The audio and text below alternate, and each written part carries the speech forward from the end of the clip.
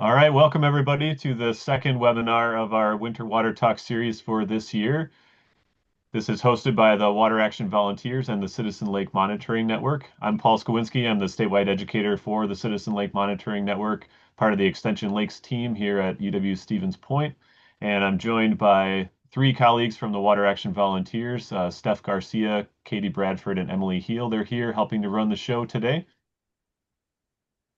We have one webinar already done for this year. Back in November, we had a presentation on manoomin or wild rice. Today will be the second one, and we have three more coming up, with the next one on January 14th about how streams get their water. So look for a notification on how to register for that one soon. If you have a question during the presentation today, we're going to hold questions until the end. But at any time during the presentation, you can click on the Q&A button on the bottom of your screen and type a question into the box, and that will go to the panelists so we can bring those questions to the presenters at the end of the presentation today. So I'm going to turn it over to Steph Boismanu from Oneida County Land and Water Conservation Department and John Husingfeld from Northwoods Land Trust to talk about fishing on frozen habitats today. Hello, everybody. This is Stephanie and John Husingfeld, and we're really excited to be here today. And I just want to start out by telling you a little about us first, and also thank you for taking time at lunchtime to be with us today and join us on this journey. Anyway, I'm the Aquatic Invasive Species Coordinator and Conservation Technician at Oneida County Land and Water Conservation Department. And I ice fished as a young child and then didn't do it for many years. And then John got me back into it about 10 years or so ago, and we've been enjoying it together ever since. Yep. And I'm John Husingfeld, Conservation Outreach Specialist with the Northwoods Land Trust up in Eagle River. Actually, have graciously been invited to come and talk to your group about conservation easements and other tools, which will be in March. But today is about ice fishing. And we don't claim to necessarily be professionals on this, but we are avid participants in it. And it's a kind of a fun thing. And there's a lot of changes happening in the ice fishing world, and we'll touch on some of that today. There'll be time for some questions toward the end, and Steph will lead off the first part, and then I'll be in the middle. Paul, can you see our screen? You are not sharing your slides yet. There we go. Okay. Here it comes. Okay, there we go. There it is. We see it. Okay, very good. So just a quick outline of what we're going to be talking about today, an introduction, which we just gave, why ice fish, how to plan your day so that everything goes smoothly out on the ice, everything from safety, as you can see, to gear, dressing to stay warm, and then techniques and technology. And we're going to touch a little bit on aquatic invasive species and conservation efforts as well. So why ice fish? I like to ice fish because it is it's a fun family event, and it offers a big social opportunity for us. It also gets us out on the lakes at a time when we typically won't be out on a lake. And I think it's also a really good way to ice fish and be able to fish for the whole year. It's also a great way to teach children how to fish because they're right there at the fishing hole and able to see and participate and see everything that's going on. John, you want to forward that? Okay. Oops. Next slide. Where's the next slide? There we go. Enter. Okay. Okay. So, as I mentioned before, it provides an opportunity to fish year-round, and you can go to areas that you may not be able to go to during the open water season. Cold fish tastes much better eating it at home, and also there's a sustainable harvest consideration to that. John, you want to touch on that real quick? Yeah, we'll talk about that a little bit later when we get into the fish species, but there was some evolution in that as well. So, planning your day out on, whoops. Sorry here. Back up. Okay, sorry. Planning your day out on the ice. So before you go, make sure you get your fishing license. That is the #1 thing that you need to do before you head out. So plan on getting your fishing license And then also there is a free fishing weekend that the DNR allows us to go out on January 17th through 18th.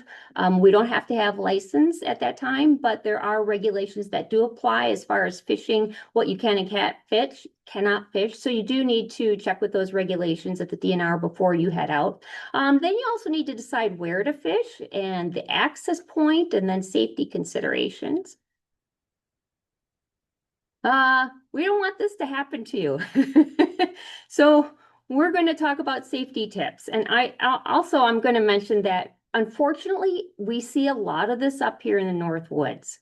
The towing companies are buzzing all winter. And as you can see, this guy was so close to the boat landing, so close, and just didn't quite make it. I should add that the cost of that, of having your vehicle extracted, is on the person who owns that vehicle. So, and it's expensive. Absolutely. The enter button works. Okay, so first off, here we go. The thickness of the ice is the #1 priority when you get out there. So as you can see here, a minimum of 4 inches of solid clear ice for walking is required. And then also, as you can see, 5 to 7 inches for snowmobiles, and then so on and so forth for vehicles. Now, this is a good reference to have. Get out your cell phones right now and take a screenshot of this picture, or else you can just Google ice thickness graphs, because I think this is really something that you should share, not just for yourself, but also share it with your family, your grandkids, your neighbors, your lake association. So before you leave home, tell somebody where you're going to be at and the time frame that you expect to be out there. Consider bringing a buddy. It's really not that safe to be out there alone, but you can be. Make sure your phone is charged before you leave the house, and check the ice conditions as you're heading out on the lake right at the shoreline or at the boat landing. Also, you can ask around like the local bait shops. What are the ice conditions on the lakes? And they're going to know what they are. So when you're heading out, make sure that you have the proper tools like ice pick or a spud bar, so that you can check that ice often, and then also stay away from pressure ridges, inlets, outlets, springs, currents, aerators. Once in a while up here in the North Woods, you'll see an aerator on a lake or around a dock. So those are really dangerous places to be. Also bring a whistle and the floating ice pick, which you can see here, Kari, John's niece, has around her neck. That's a really inexpensive tool that you can have, and that may save your life. You can use that to punch into the ice and pull yourself out of the hole. Or if you happen to fall on the ice, it's even handy to just grip it, punch it down into the ice, and use it as a grip or a leverage to bring yourself up. Bring a rope with something heavy on the end of it, like a wrench, so that you can toss it across the ice and get it over to somebody who may have fallen in. Ice cleats are also important. The ice can change over the course of a whole day. So you might go out and it might be slushy in the morning, and then by evening time, it might be solid ice. So make sure you have cleats with you. And that's very important. Let's see, staying warm. There's all kinds of things that you can do to stay warm. I'm sure everybody probably has their own process that they do for this. But anyway, I like to wear loose layers. I am a Smartwool person. I'm not getting paid by Smartwool, but I wear Smartwool year round. And whether it's socks and t-shirts, and they're the best. They're a great wicking fabric. And then also make sure that all of your outer layers are waterproof, because you are going to get wet. Make sure your boots are insulated and waterproof. Bring extra gloves because they will also get wet. When I'm fishing, I like to use fingerless gloves, or else mittens that have the gloves inside of them that are fingerless, because you want to be able to grab your cell phone easily, grab the fish, and maneuver your equipment without having to take your whole glove or mitten on or off the whole time. There are also, in the last several years, flotation jackets and bibs that have been made. The flotation foam is sewn right in between the fabric layers. And then hand and foot warmers are also important. You can get those electric or rechargeables or disposable ones. And then considerations for choosing water body. What species do you want to fish for? That's going to make a big difference on where you're going to go. What state? where in the state access and mobility for anglers, that's a big thing. Do you need to access by boat landing, or is it private access? Are you going to access from a road or culvert? Those are things that you really need to be careful about, because you may not be able to do that. So do your research first. And there again, also bait shops again are a great resource for anglers when you're going out. So touch base with them, because those guys know a lot about what's going on in the area. The ease of access. I put this photo here. This is my dad. And I felt when we took him out fishing, I felt it was really important to find a spot where he didn't have to walk out very far to our fishing area. So this is a place where the parking lot is very close to the water's edge. There's no public access right where we were fishing at. So we were walking in just kind of on the wilderness side of this lake. And so it made it a lot easier for my dad to get out there, because he didn't have far to walk. I think at one other time when we took him out, we did a little shoveling and made a trail for him. Those are things that you want to consider doing if you're taking an elderly person along with.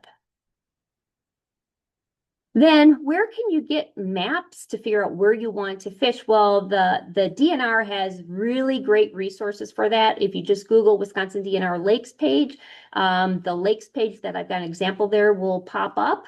And as I've got circled down in the lower left-hand corner, there is the map page, and you can bring that map up, and then you can use the search tool. You can search by county, or by statewide, or by the lake name. So there's all these resources there. While you're there, you can also check out your lake, the Find a Lake, use the search tool on Find a Lake, and it'll tell you what species of fish are there. It'll also have a contour map. It'll tell you invasive species and just all kinds of other information. It's a really good resource.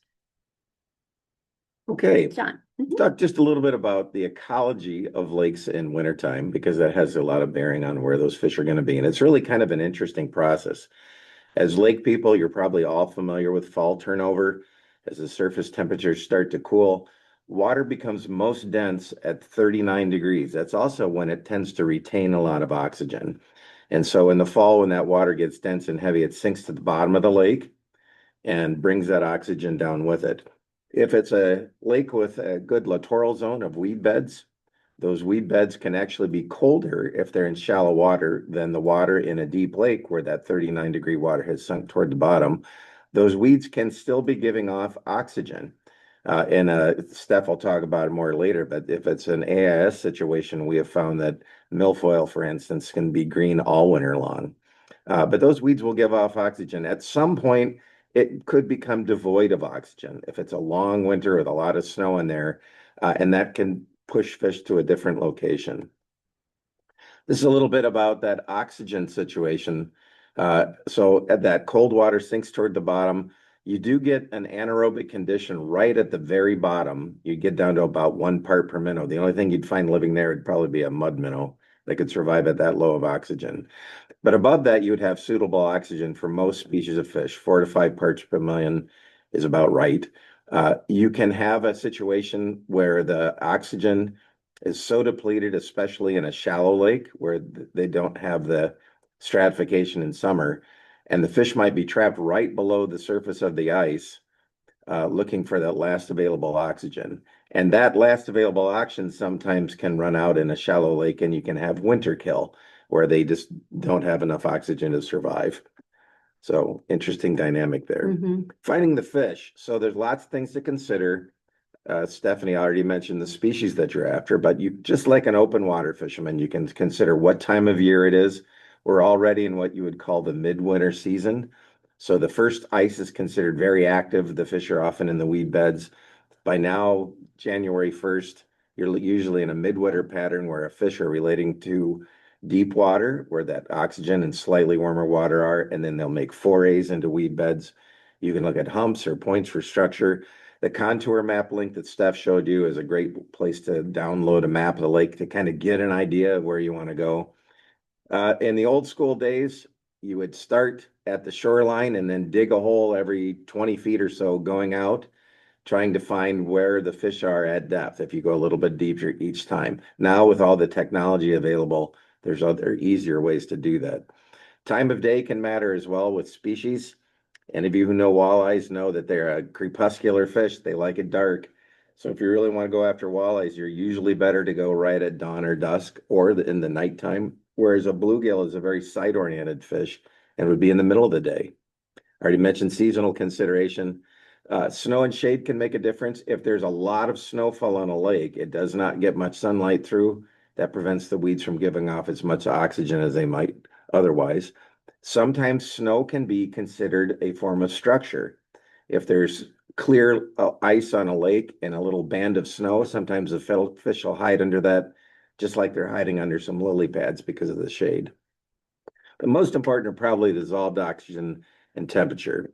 Here's a little bit of a map. This is Hancock Lake, not too far away, but you can see in that contour where some of the humps are. In the left-hand basin, you can see there's 24 feet of water. That probably will have the warmest water in the lake at the bottom of that 24-foot depth. You can also see on the far right side of the stream, there's a stream inlet coming in. That can be both a draw for fish to come in, but also a safety consideration because now you have current. And so not all areas of the lake are identical in terms of ice cover. You can have some thin, you can have some thick. Species. So you can roughly divide them between panfish and game fish. They're all fun to my mind, but those would be the kind of the two categories.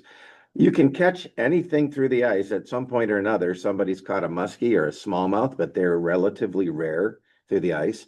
Much more common would be bluegills and crappies and perch on the panfish side. And then on the game fish side, northern pike, largemouth bass, and walleye are pretty common. You can see the lower right-hand side of your screen is a trout, which is a cold water fish. They tend to be very active in the wintertime as well. I should mention pike in particular, even though ice fishing is a subset of the overall angling population, more large pike are caught through the ice than at all of the rest of the season combined. They are the coldest of the cool water fish and are very active. Matter of fact, there's some evidence that shows that northern pike require a certain number of days of ice cover for their eggs to properly form. So that becomes kind of a geographic limiter for the presence of northern pike, but they're very active in the ice. So oftentimes people have a tip up or a bigger jigging rod set up for pike. The far left side of that screen shows a member of the whitefish family. That's actually a cisco. They'll respond to little panfish jigs as well. If you have a deeper water lake that has cisco or perhaps whitefish like Trout Lake, those are very active in the wintertime as well. Okay, essential gear. Everybody needs to have a tracked vehicle. No, just kidding. But you do see this now. That's a vehicle that has the wheels taken off and tracks put on, pulling a fixed shanty. In some locations, those have become really popular, and you find a lot of shanties out on the ice. There is, by the way, we'll talk more about this later, but there is an end time to when those need to be pulled off. So I'll go over this list kind of quickly. Essential gear are the ice picks, the safety stuff that Steph already mentioned. You can reopen old holes with a spud bar. It's kind of hard to do that with an auger. You need a skimmer, a scoop to get that ice out of the hole. Your jigging rods and or tip ups, and there's some other variations on that. For live bait, it's generally broken down between wax worms and minnows and soft hard lures. So minnows, small minnows and wax worms are kind of common for panfish. If people are specifically going after northern pike or maybe larger walleyes, they might be using a 5 or 6 inch sucker minnow. A bait bucket for that and one of those little minnow scoop nets. There's nothing worse than having to pull your glove off ice fishing and dig your hand down into that freezing cold water to grab a minnow out. So that little net's a big thing. Just about everybody has a sled to haul gear.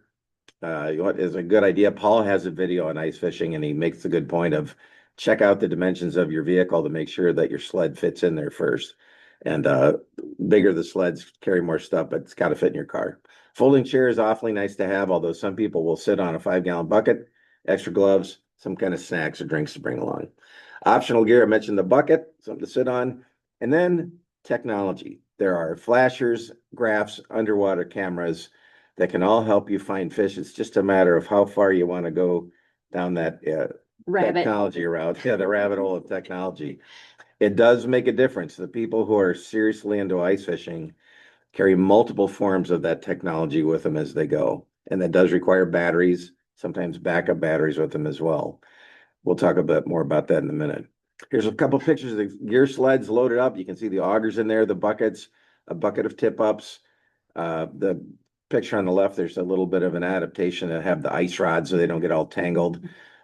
Usually people will carry a tow rope on the front. You can put that around your waist as you're slogging out. I don't think we put snowshoes on here, but we often bring snowshoes if you're not sure what the snow cover on the lake is. It's exhausting to walk and pull a sled if your boots are sliding in deep snow, and snowshoes can really help in that regard. Here's a sled being pulled through the snow with some snowshoes. Here's a dog pulling a sled. That's my dog Rosie with a harness, and give her a little bit of an exercise. Dogs are a consideration. They can be a ton of fun, but they're also something to kind of keep an eye out. And you can see I've got slung over my shoulder is actually a pop-up ice shanty, which we'll show more of those in a minute. So the surest way to get a heart attack in Wisconsin is to dig a hole through 3.5 feet of ice with a hand auger, which is the one you see on the left. It can be exhausting to do. If it's not really deep ice and you have a really nice sharp auger, it can go, maybe you can do it in about a minute. But power augers have really become popular. There's a variety. The first ones were gas operated, where you pull started like a lawnmower. Then electric augers came along, and now there are adaptations to take your hand drill and put that auger blade onto your hand drill. I should add that if you do that, the recommendation is an 18 to 20 volt impact drill, just because of the torque that's involved in cutting. And you do have to be careful. The blades on the bottom of those augers are very sharp. They have a single bevel. They require kind of a different sharpening process, but they are very sharp. And every year somebody cuts a finger, not us, but somebody, or puts a hole in their tent or something. You have to be careful where you set those augers, and so cover is important too. A couple of pictures of this augering. You can see that middle picture. Sometimes the ice is deep and you're going down. You don't push super hard. You kind of let the auger work its way through. And when you do break through and pull it up, usually a big slush of water will come flying out. So Steph mentioned waterproof pants and boots are a great idea because it does tend to be wet.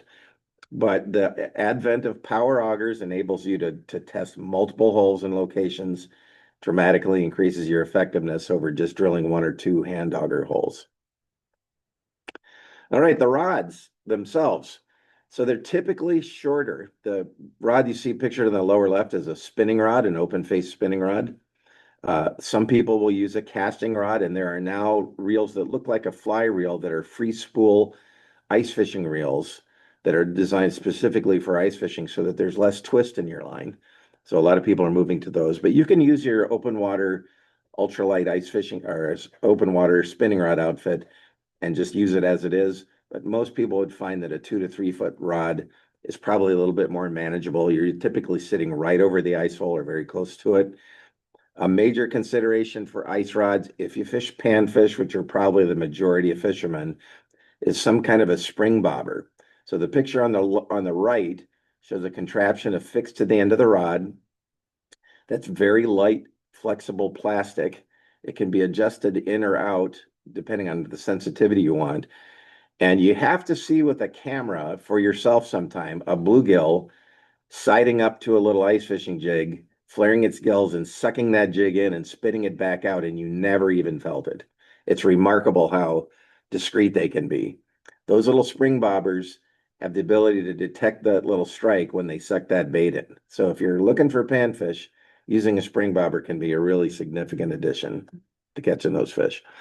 So there's other pieces to use. On the far left, the yellow one is a tip up, which is probably the most common thing that you see on the ice for people who are looking for pike and maybe walleyes. And that is where there's a spool of line down under the water. When the fish hits and pulls that line out, that flag will pop up. And then you'll see those ice fishermen sprinting across the ice trying to get over to their tip up. Then they have to lift it up out of the water, set the hook by hand, and then fight the fish by hand with typically a braided line. That's very elemental and very fun. There's been a lot of developments in tip ups. You can now, I think we have a picture of one, but they now have lights on the flags so you can be out and all of a sudden a red light will show up or a green light indicating a tip up has been hit. And there are now Bluetooth tip-up indicators that will come to your phone. Paul, do you want to mention just a word about that? Well, we've got that slide. Oh, you got that slide? All right, we'll do that. Do that in a minute. All right, the middle one is a tip down where the rod is balanced at the fulcrum to be slightly just down, almost horizontal. And when the fish hits that rod, will tip right down toward the ice hole, letting you know that you've got a bite. The right side, there's a brand, this is a self-hooking apparatus called a jaw jacker, where the rod is loaded under spring tension with a little loop. And when the fish hits, it recoils upwards, and the bend in the rod will set the hook on the fish all by itself. Those are very popular in some locations, particularly people fishing for trout and salmon out on the Great Lakes like Chequamegon Bay. Okay, there's another. This is a little bit of an odd photo of a tip up because the spool of line is normally directly centered on the shaft of the tip up. So that's a little bit unusual, but it does kind of show the layout of how a tip up is set. On the right side, you can see there's a little pike that's just been pulled up. You can see the flag that's up there, and then the spool of line is directly below that tip up. The little on the top of the armature of the shaft, you can see there's a little metal bar there. That's what that flag is kind of tucked underneath. And so when that shaft spins, it slips off of that little armature, and that's what lets the flag pop up. Okay. So there has been advancements in lines that are appropriate for fishing. You can certainly use whatever monofilament you have laying around the house, typically light line. So 4-pound test mono would be kind of a good all around. But there are fluorocarbon lines that are made that they absorb less water than mono. They have the same refractive index as water. They tend to be more abrasion resistant. So fluorocarbons have really taken off. A lot of pan fishermen are using 2 or 3-pound test fluorocarbon. Braids, there are many different types of braids that are made now. There's usually a polyethylene line that's either braided or fused. They have no stretch, so you tend to set the hook well in deep water. And then some monofilaments are made to be less absorbent. So you'll see brands marketed if you go any of the sporting goods store that are for ice fishing. The tip-ups themselves, the old standard was braided Dacron. Braided polyethylene type lines tend to float a little bit more than the Dacron, and that is fully underwater. So probably Dacron is still used most when you see it say tip-up lines. There's categories of lures can roughly be divided between the most common are jigs, small jigs, which are in the lower right. Jigging lures, like the jigging Rapalas in the upper right side. They are designed to, when you lift the rod up, they'll scoot upwards and then they'll spiral down in one pattern or another. And then on the left side are jigging spoons. So they'll jig upwards and then they flutter as they come down. Oftentimes, any of those lures can be tipped with live bait as an accessory. Some people, if the bite is really hot, they'll just use a straight plastic add-on to a jig. But if the bite is not so hot, putting a minnow head or a piece of waxworm onto one of those lures will usually increase the chances of a bite. So this picture shows how small many of the panfish ice jigs are. And I will say that one of the developments that has changed ice fishing here is the use of tungsten. And this has an environmental aspect to it as well, because tungsten is not toxic to loons if it were to be ingested or other birds. So tungsten is much better than lead in that regard. We have gotten rid of all of our lead ice fishing jigs and gone completely over to tungsten. But by using tungsten, you can use a much smaller jig and yet still be able to feel it on your rod and or fish deeper. There's a little tiny bobber that you see there that can be pinched on line if you just want to let the rod sit. But those are appropriate size for a lot of bluegill action and maybe some crappies and perch. Can you talk about waxworms? Yeah, waxworms are fly larvae, minnows I mentioned. So minnows are, again, different sizes depending on what you want. They even have minnows that are dyed that you can get chartreuse minnows now, which I'm not exactly, that seems odd to me, but maybe it helps. And that's also true for the waxworms and what are called spikes, which are a smaller version of waxworm. But they typically come in a little plastic tin. That's a oxymoron there. Yeah, a tobacco tin or a little plastic cup with a little bit of sawdust in it. They will last for weeks in a refrigerator.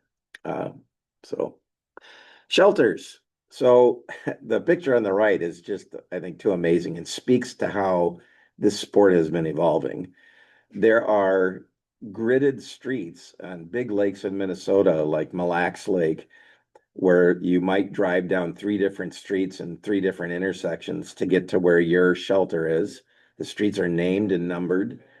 The shelter that you see there, all those black discs on the floor are covering ice holes that are all drilled through, and the screens are very large screens showing some of the forward-facing sonar as they sit on a couch in a heated shanty watching the Packers on TV. So this literally exists. It's just rather shocking. Uh, Expensive. So that would be the extreme end. Much more common now, perhaps more common than even a lot of the wood shanties that have been around for a long time, are pop-up shelters. And so the picture on the left is showing a fairly large one. You can have a single person pop-up that's connected to your sled and you flip it up over yourself. Takes 10 seconds. To a four-person pop-up that ours is spring-loaded and you get three people in it. We can set it up in probably 2 or 3 minutes. They're very mobile and light. And so in a high wind day, you would still want to pin them down so they didn't blow away.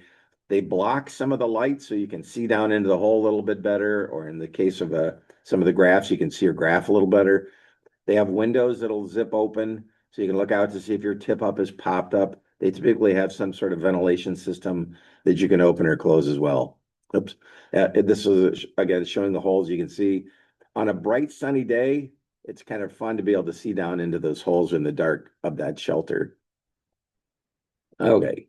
Oh, by the way, I should mention on the shelters, a lot of people are putting foam matting inside of them. So if you go to the hardware store and they have it's like puzzle pieces that interconnect to make a flooring, then you have an insulated floor that's quiet and it's warmer, especially if you're bringing a dog along. It's kind of nice to have that floor. But even for us people, there's a conductive heat loss to your boots. So those foam floorings are a nice thing to have. Okay, a little bit about techniques. I mentioned that those small jigs are probably the most common thing. You always hear people jigging ice fishing, and there's a million ways to cut it. The typical would be a lift and drop, and then a tickle, tickle, see if somebody shows up. But you can do a slow lift. You can do much larger jigging action. It really depends on the mood of the fish, the species of the fish you're after, and the time of season. You can jig with a spoon or a rattle bait.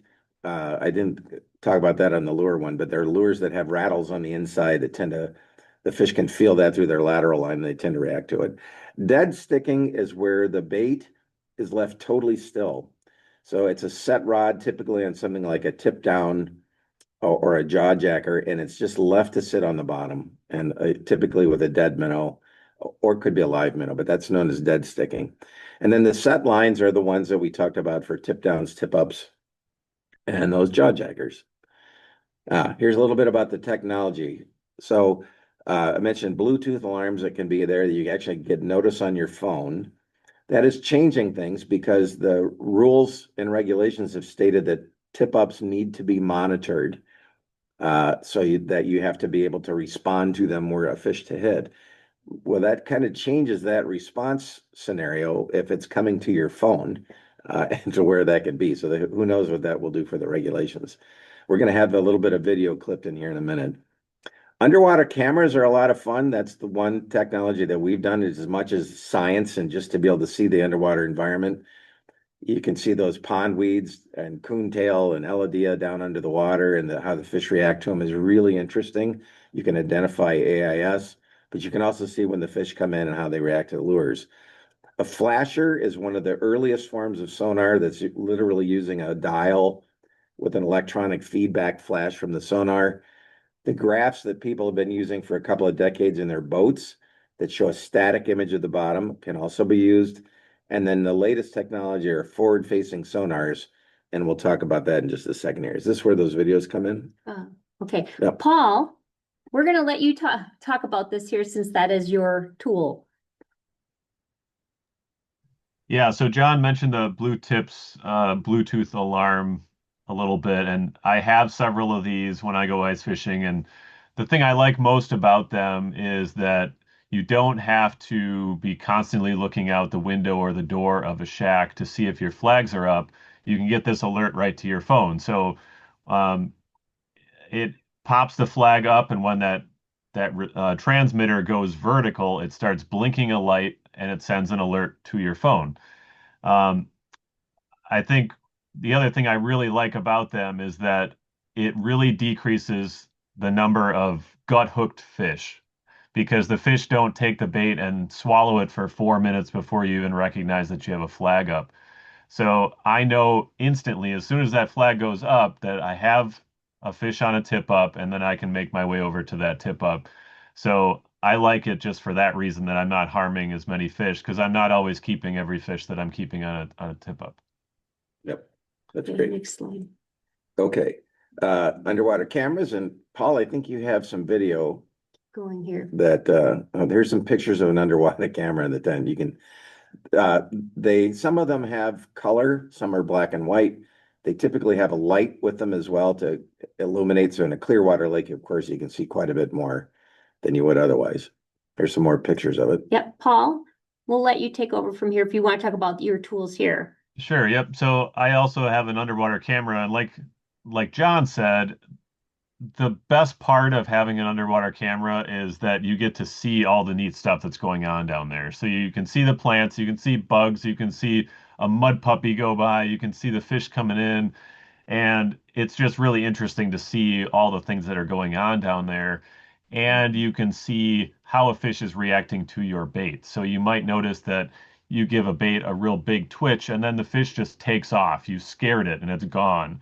And it kind of gives you that feedback that maybe a more gentle approach was better. The video that's on the screen here, the fish were not very active that day, and so I put on a soft plastic mayfly on a jig and I dropped it into this wood and tried to make it look like it was a bug coming out of the wood. And then this largemouth bass came over and you could see, Steph, if you want to play that again, you can see the first swipe that the fish took at it was real lazy. You would not have even known that the fish was there had I not been watching this on camera. You wouldn't have felt anything on a rod tip. Even with the second strike, it was a pretty lazy strike, and I'm not sure that I would have even known that that strike happened either if I wasn't actually watching it on the camera. Yeah, neat. That's called Fish TV. Yeah. These are just some photos that Paul had shared with us to give you an example of what the underwater camera looks like. You see there's a half a minnow head on the one hook. That's a common addition. Yeah, so that was fishing for pike or walleye with a spoon with a minnow head, and then the bluegills just came in, and then the pike showed up and was checking things out too. Yeah. And again, those pike are, it's a great time to catch northerners. They're very active in the wintertime. So I just wanted to share that these underwater cameras really range quite a bit in prices. The one that we have was probably about $250 about 2 years ago. And I think that they've gone up a little bit more in price, but that was kind of a mid-range camera that we got. So, you know, you can spend a little bit of money and still get a good camera that has decent viewing qualities to it. Yeah. You pay more for a larger screen, you pay more for a longer cable. So if you wanted to see, you know, a burbot down at the bottom of Trout Lake, you probably are going to need 100 feet of cable, and most of them come with 50. So there's a little bit about flashers. Again, this was the first technology used in ice fishing. It's sending a sonar ping down. You can think of the sonar as being like a cone, like an inverted ice cream cone, narrow at the top, wider at the bottom. So the deeper the water you're in, the larger that cone would be. And you get a return flash. So if you look at the picture on the left, you can see the colors flashing on that screen. The one small band could be the fisherman's lure, and then the bottom one would be the reflection of the bottom. And I think we've got that video here. Why don't you go over to this one and then have Paul. Oh, yeah, that's right. We'll do a couple of them. So go past this one? Yep, go past that. Okay. Whoops, keep going. I'm going to keep going here if I can. Okay, talk about. Okay, so this is the piece of technology, and you're going to see this in a minute, that is challenging much of previous thought about fishing. This is forward-facing sonar or live sonar, and you will be able to see fish swimming in real time with this. By the shape of the fish, you can make out the difference between a panfish and a walleye and a muskie. In open water scenarios, you're seeing that in the muskie fishing world in particular, it's making a difference because tournaments are being won by people who motor around a lake and don't even have to cast until they see the muskie on the sonar. It could be 40 feet off the side of the boat, and they can pick it up and then throw lures, and you can judge the fish's response to those lures. Some tournaments are now outlawing forward-facing sonar. Some lakes, like Eagle Lake in Ontario, are trying to prohibit muskie fishermen from using it because it's changing the utilization of the resource. It's very popular in bass tournaments because you can see those bass up against the dock or on the shoreline and cast directly to them. You can angle it forward, you can angle it down, you can angle it to the side. In ice fishing, you can drill a hole and then be able to angle your sonar and see, are there fish somewhere else outside of you, out to the side or in front of you, that you'll be able to see in a moment on here. But it's a very expensive technology. You're probably looking at about $4,000 for a bundle, together with this transducer and the unit. And it is changing the success rates of ice fishermen, just like it is for open water fishermen. So, Paul, why don't you see if you can do the flasher and that forward sonar piece? Did you want to show the whole flasher, or you want to tell them when to stop? Oh, it's if we come in at about the 20-second mark on that, I think So 20 you or want to do 25 the flasher seconds. first? Yeah, let's do Yeah. the flasher first. Okay. And again, these have been around for decades.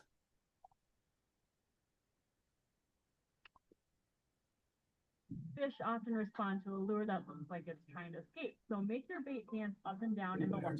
Remember, you're not going to be able to hear the sound from the video, John. So if you want to narrate over this. Okay, yeah, I'll just talk over it. So what you're going to see, Fish often respond.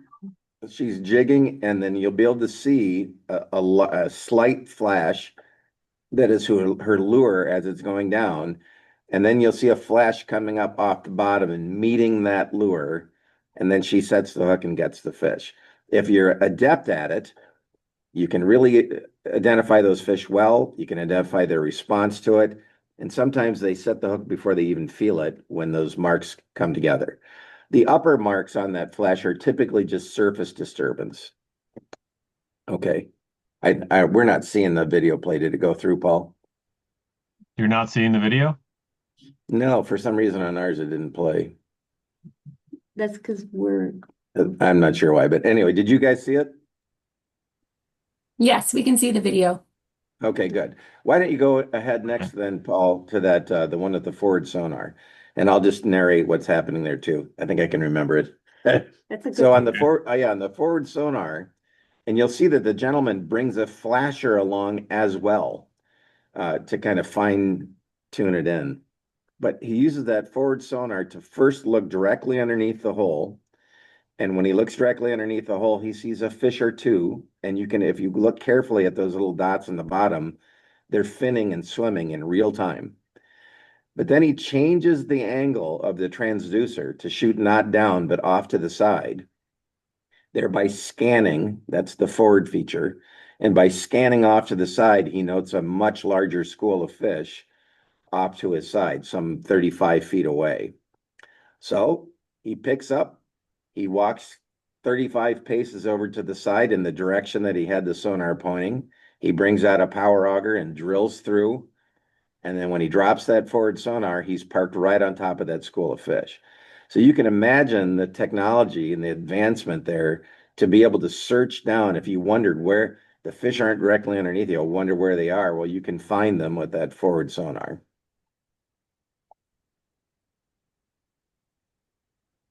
I'm not sure where it is in the video, Paul, so you just tell us. Yeah, we watched him drop the jig down and saw some fish, and now he's packing up and moving. So I stepped Okay. off the chair, and I was going to turn it back over to you guys now. Yeah, Okay. perfect. Okay. Let's see here. Yep, under. Okay, that's one we just saw. Okay. Okay, this is the stuff. Okay, so Now that our lakes are frozen, they'll be buzzing with ice anglers, including ourselves, and ice fishing tournaments. This is typically the time of year when aquatic invasive species is not on our minds. Well, guess what? Aquatic invasive species do not take a vacation. Therefore, we should not take a vacation from thinking about them as well. So there are several AIS that do tolerate the frigid water, lack of dissolved oxygen, and low light conditions. Curly leaf pondweed is a really good example of that one, because that one starts growing under the ice in about February, and that's the actual beginning of its growing cycle. You've also got zebra mussels, spiny water fleas, viral hemorrhage, septicemia. Those type of things can also be transported in things like bait buckets, or actually any kind of soil or muck that you might have on the tip of your auger. So AIS can certainly be spread in the winter as the same manner as it can be during the open water season. So that means that anglers need to follow the same AIS prevention steps that we have to take in the summertime. So make sure that you dispose of you inspect, remove, drain, and never move live fish. Dispose of unwanted bait in the trash, not on the lake. Buy your minnows from a Wisconsin bait dealer. So if you're coming in from out of state, or if you're going to another state, buy the minnows in the state that you're visiting.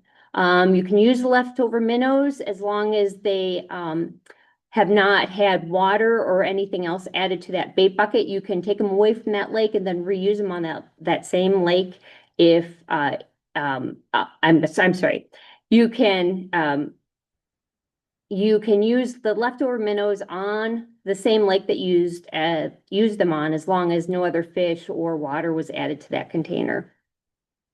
And then there's all kinds of other fishing regulations that you need to follow as far as using minnows and bait.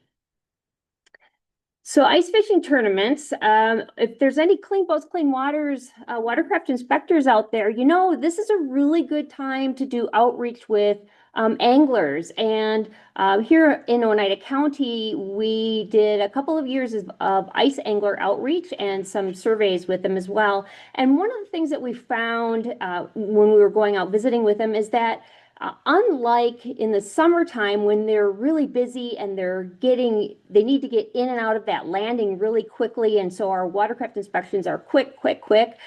Right now, out on the ice, they're just kind of sitting around. They might be drinking a beer, they're waiting for their tip-ups to flags to come up, and they're just jigging. So we found that going out, talking to people on the ice about invasive species was a really good opportunity to bring up other invasive species discussions. And so it was really a worthwhile effort to do that. And so one thing you might want to consider, if you know of ice fishing tournaments in your area, you might want to call that person and say, hey, I'm an invasive species volunteer for my lake group or with the county or whatever. And by chance, can I maybe set up a little booth by your registration area? Or would you mind if I went out and visited with some of the anglers and just kind of reminded them that they need to take the same prevention steps in the winter as they do in the summertime? I just want to mention one quick thing about tournaments. So tournaments of a given size need to be registered with the DNR and approved. Mm-hmm. But there are lots of small lakes that have little tournaments that might only be 50 or 100 people. Historically, they have been hard on waters because ice fishermen, more than any other time of year, would keep whatever they caught. So technology is also helping to change that, like in muskie tournaments where they have a bump board of a certain color or a little sticker that you put beside it. They can take a picture with their cell phone and that walleye can be returned to the water before it gets its eyeballs frozen out or damaged in other ways. So we are seeing a change in that, but historically they have been hard on fish populations because they tended to be a catch and kill scenario rather than a catch and release. But hopefully you're seeing that changing. Mm-hmm. So here's a picture of Eurasian water milfoil. This was in Oneida County, and it was just in probably about 3 feet of water, so we didn't have to go very far looking for it. And actually, I was not out drilling a hole looking for Eurasian water milfoil. I was drilling a hole to actually fish, and so this is what came up on my auger. So as you can see, it's green. It does have some darkness to it, but it is still green, and we still have to make sure that those fragments do not remain on our equipment. And this is a picture of curly leaf pondweed. I took this, it's more of a screenshot with my cell phone. This is what was showing on our underwater camera at the time. So I just wanted to show you how green that was and dense the plants were. And here's some more Eurasian water milfoil. As you can see there on the right-hand side, that's what my scoop had on it when I brought it out of the lake. So there again, check the back of the scoops. That milfoil was stuck between the scoop and the handle. So just another example that you've really got to be careful about keeping your equipment clean. So then I'm just going to go through, this is kind of the end of our presentation now, and I'm just going to go through some other things that you can do when you're out on the lake ice fishing. Maybe take a few minutes to go along the shoreline and explore and just kind of connect with nature along the shoreline and around the lake and in other ways that you usually wouldn't think of, because you can really find some amazing things and have some amazing experiences and good photography opportunities as well. So this is just walking along the shoreline. This is in a state natural area. I took about a half-hour break from fishing and was looking for some cool things to photograph. And I was looking for cranberries because I like to pick them on this lake and eat them. And I was looking for pitcher plants and some other things that I might be able to see. I kept on fishing. He kept on fishing, yeah. I was actually walking with the dog. So we also have to remember that there's other things out on the lake at the same time, and we have to respect that these other critters might be there, and we do need to make sure that we do not leave our trash out on the lake when we leave, because there are critters and eagles and hawks and other things that may be tempted to come and check that out. And it could be very dangerous for them. I don't know if you can see this. This is an otter slide. I love seeing otter slides. They just make these cool tunnel tracks like that. And he's just working his way down right into the lake. They just make me smile. Pitcher plants are one of my favorite things. And here they are popping up through the snow. They're amazing. One of my favorite carnivorous plants in Wisconsin. And then just being able to breathe the air and just relax and enjoy the scenery. It almost makes you feel when you get home like you've been on a vacation, and just explore what's around you and get to know it and take it all in, not just ice fishing, but everything that's in your surroundings. The last one. Then these are just some more views I just wanted to share of photography views out on the lake.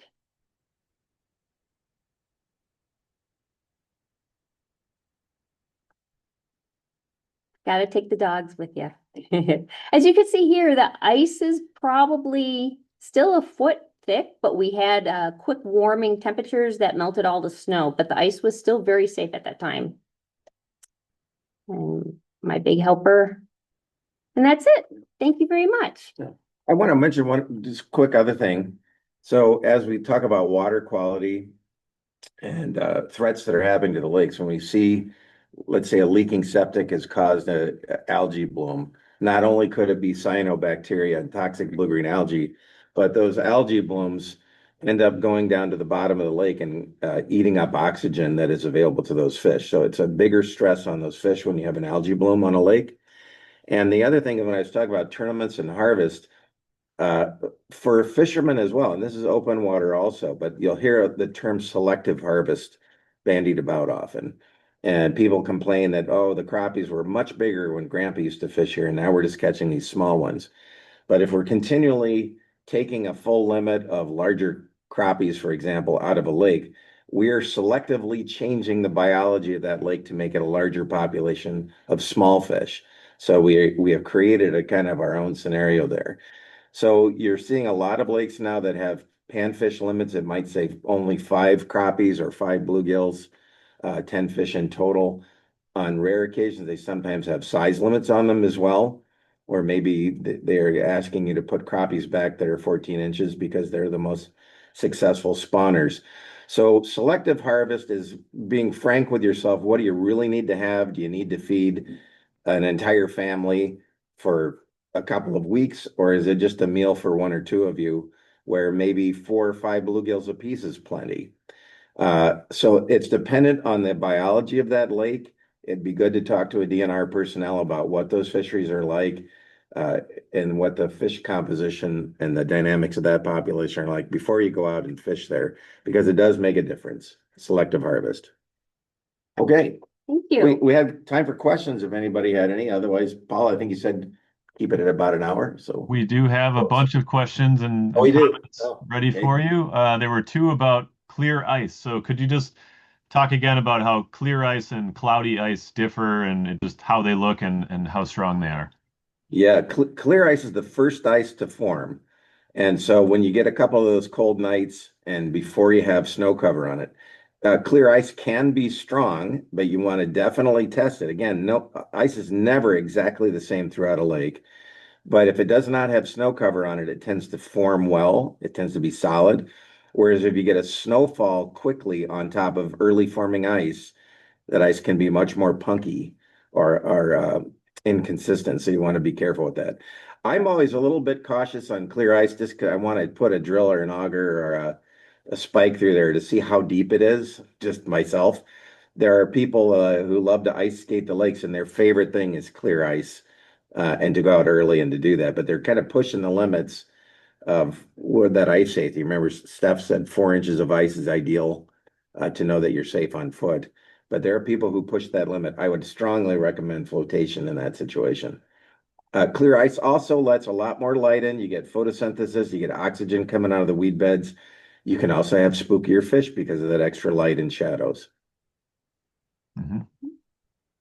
John, can you touch on Smitty sled? There was a comment just saying that it's less effort to pull a Smitty sled than a standard sled through the snow.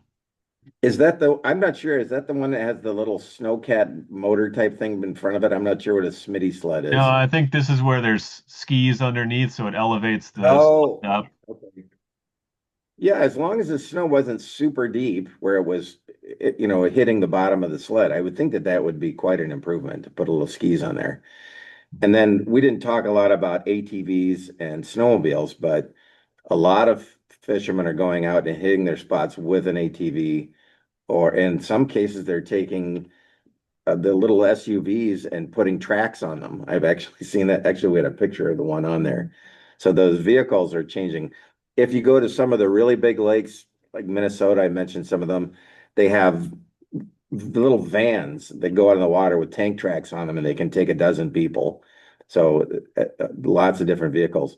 There's a thing called, I think it's called the Snowcat, which is almost like the tracks in the motor from a snowmobile, but you don't sit on it.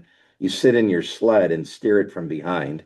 That's also used for ice fishermen as well. Mhm. Yeah, skis on a sled, probably a good idea. A lot of the wooden shanties have skis or something on the bottom to help pull them on the ice. They typically have to be off by March 15th, but I think that could even be earlier in some cases. You were having an early melt off. Thanks, John. The next question is about tip-up fishing for pike. There's a third question in there that's what's the distance for the Bluetooth alarm? So I'll take that one right away. I think it's 200 meters, so it's quite a ways away. You can really spread tip-ups out a long way. But the question is, when fishing for northern and 18 feet of water, what depth would you place your minnow on a tip-up? And whether you should let the fish stop running or um, just set the hook while the fish is still running. Any thoughts on those two things? Yeah, there's probably a lot of different scenarios and different opinions on that. But so as usually, if you're fishing a live minnow, it's not just resting dead on the bottom. You're usually lifting it up a foot or foot and a half, where those fish can see it as they're swimming around close to the bottom. There would be times, however, I've seen it where fish are suspended. I would say pike probably less commonly so, but very commonly with walleyes, they might be 5 feet up off of the bottom. But that depends. If you're using some kind of sonar or a camera, you might be able to verify that. But typically about a foot and a half or so off of the bottom. Remember, there's a slightly anaerobic situation normally right dead on the bottom. So you want to have it a little bit above that. As far as the running goes, and Paul, you would address that a little bit too, that a change in the tip ups technology letting you know that the fish is on there. Most people wait until the fish stops running and then they gather the line up and then pull and set the hook. Some of the leaders that are manufactured now are much better, as known as quick strike leaders that are designed to set the hook almost immediately. And in the old school days, they would wait not only till the fish stopped, they might even give it extra time to get the minnow swallowed down, and that's 100% fatal if they do that. So having a quick strike rig, if you wanted to with a quick strike, you could try setting that hook even earlier. The size of the minnow also makes a difference on that. If you have a really big sucker, pike need to turn that fish around in their mouth so they're swallowing it head first. Takes a little bit more time. If you're fishing a 2-inch minnow and a fish is big enough to grab it and go running off, it's already got it in its mouth at that point. So the size of the bait would have a little bit of a thing on there too. Paul, any other thoughts on that? Which do you prefer? I'd say similar to what you said, that usually a couple of feet off the bottom is where I put minnows. But yeah, sometimes I've seen pike cruising just under the ice sheet even. So they do Oh, move. It's always a little bit of a guess, but I tend to try to put it down there by the habitat. So if there's some plants still sitting down there or some brush or something, I keep it kind of close. And then I usually just, when I get to the tip up, um, if it's going out really fast, I don't set the hook, but if it's still going out slowly, I'll just grab it and set the hook. yep. The next question was about spooking fish with a drill. So, do you think that fish are spooked when you drill a hole with either a hand auger or a gas versus a lithium auger? Yeah, yes, I do think it. I think it can. If you hear a gas-powered drill out there in the ice, you know you're hearing something. They're pretty loud. But yes, the force of that auger ripping down through the ice does have vibrations and sound. On the little snippet that we had on YouTube where the guy was using the forward sonar, when he first sees that school of fish, there's a big, tight school of fish. And when he goes and he drills the hole on top of them, they scatter off a little bit. And so they definitely do respond to that. There is some question about how sensitive they might be to the sonar ping itself. And so are they becoming acclimated to that sonar wave going down through the water? That could be an issue too. It's possible. But yeah, definitely when you drill that hole, it takes a little bit of time for them to acclimate again and to settle down. I would say that that's probably true. Okay. We have boy, 7 more questions here. We're at 1 o'clock. Do you guys have a few more minutes to stick around if you want to take We one? do. Yep. Okay. So this one might be a quick one. How do you like to prepare Cisco for the table? Yeah. You know what? The ones that I had, I just filleted them out and left the skin on, and then I put Italian seasoning on and I baked them. But like the whitefish family, you have to, the people who know how to do it at like Bayfield or the fish houses, they do have extra bones that there's a way to fillet out whitefish. I didn't really notice them on those Cisco's, but they were very delicate, light flavored, and excellent. They were not as good, however, as I was in Minnesota once and had a close relative that they call a tulabee, which I found to be a richer meat, and they were spectacular. I'd fish for those every day if I could. All right, a couple of questions about zebra mussel veligers, or I guess one question with a clarification. Um, and I think he's referring to zebra mussel veligers maybe being transported between lakes in the cold. But the question is, how do we have an idea of how long zebra mussel veligers can persist in a frozen state or frozen conditions? That's a good question, Paul. What are your thoughts on that? My understanding is that they could throughout the whole winter. Well, But maybe not. I don't know for sure, but I believe that if they were in the water, they can persist all winter long. Right. But if they were transported maybe from a boat landing to a boat landing or something like that in the freezing cold air, I don't think Yeah. they would last very long. I think they would freeze solid and die, just like a snail or any other Mhm. gastropod would. Right, right, right. Which is another reason why if you're going to another lake, say you're at one lake in the morning and you're going to a different lake in the afternoon and you have used minnows or bait and from a specific bait container and or you've refilled it with water, you really have to get, which is the law, you have to get fresh bait before you go to the second lake. If you've added water. If you've added water or other contents out of that lake to that container. Mhm. Yep. Next question is whether river ice fishing differs much from lake ice fishing. Yeah, yeah. The first thing in my mind would be safety. So if you've got midwinter and good solid ice, that can be great. Current can draw fish just as much as it can be as an impediment to them, but uh, that can be a good thing. But river ice is less predictable than lake ice. So I would always be very cautious about currents on there. But in general, fish don't like to fight a lot of current when it's cold and their metabolism slowed down. But current edges I could see as being a good thing. Mhm. There can be current in some of our larger flowages, rainbow flowage, the Lake Dubay. There's current in those lakes. That's water moving through those systems all the time. Next question is a comment and a question. I'm amazed at the level of technology involved in ice fishing. Do some people feel that a connection to nature is lost with so much modernization and choose to ice fish the old-fashioned way?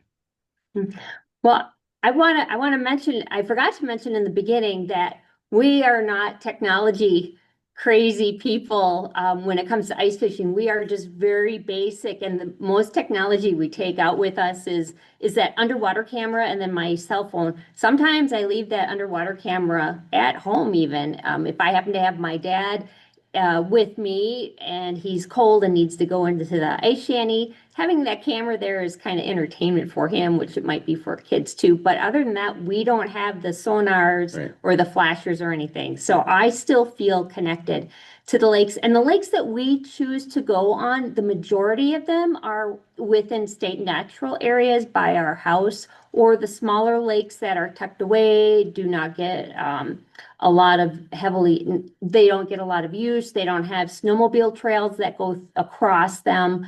So we choose lakes that are quiet. Yeah. But the point made there, that question is valid. Again, you're seeing a lot of that in the literature now and people talking about all the technology, both in open water and in ice fishing. And it's right now, it's a personal subjective issue, but there could be regulations that come down. They could be mandated as actual legal regulations that could change things. But yeah, to us, there's a environment. But we also use the technology of the electric drill auger so I don't have a heart attack. But yes, you're correct on that, though. I think that if we were to have all of that big fancy equipment and even a big ice shanty, ours is just small, it's old, it's got holes in it. If we were to move up in the world and spend the money, I think that we would definitely get honed into all of that equipment and forget what's going on around us. Okay. Next question was, we are on Whitefish Lake, which is 105 feet deep, and interested in fishing for whitefish. What kind of depths or structure or lures would you recommend for whitefish fishing? Yeah, so if you remember that water becomes most dense and it carries a lot of oxygen at 39 degrees, and then that water is going to sink toward the bottom in that deep water. And so the water in the shallows might be 36 degrees and 39 degrees, and that's a difference. Those whitefish are probably related to the deeper basins. I imagine some kind of structure, some rock humps or something would still hold them. They have small mouths.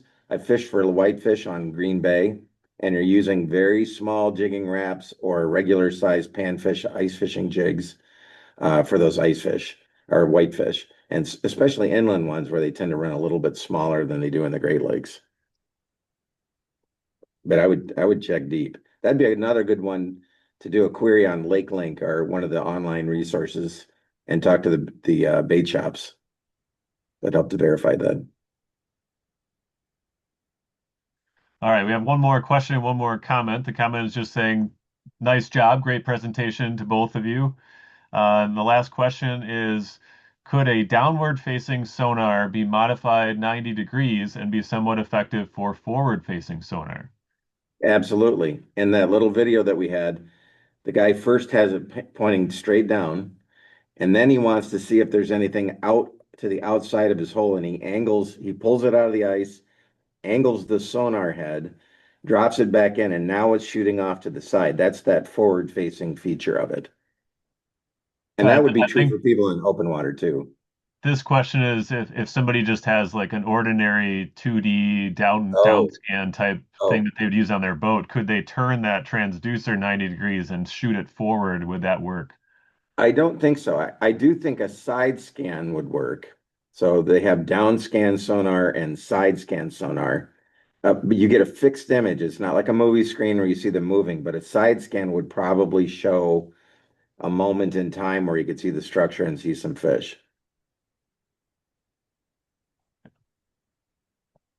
All right, that is all the questions. Thanks for sticking around a little bit late to answer those questions. We still Absolutely. have 40 people or so hanging on here, so I'll just thank you guys again, and I'll mention that the next webinar will be in January about how streams get their water, and there will be an announcement going out with a registration link for that coming soon. So until then, enjoy winter, even though it's 40 and raining here today. Enjoy our nice winter season and get out on the ice, and hopefully you learned a little bit about ice fishing, and maybe you'll go out on free fishing weekend in January and try it for yourself. Have a great day, Happy everybody. holidays. Yep. Thanks. Happy Bye-bye. Bye. holidays.